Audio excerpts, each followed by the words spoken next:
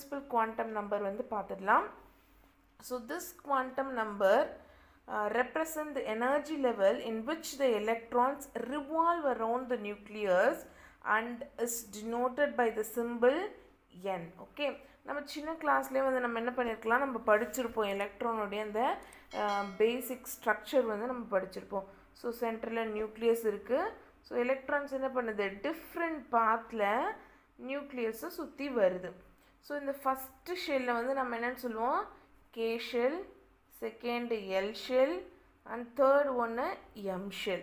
Okay, K, L, M, N ஓன்ட்டு என்ன பண்ணியிருக்கோம், அப்படியே போயிட்டே இருக்கும். இந்த ஃபஸ்ட் ஷெல் K ஷெல் சொல்கிறோம் பார்த்தீங்களா, அதோட பிரின்சிபல் குவாண்டம் நம்பர் வேல்யூ வந்து 1, n is equal to 1.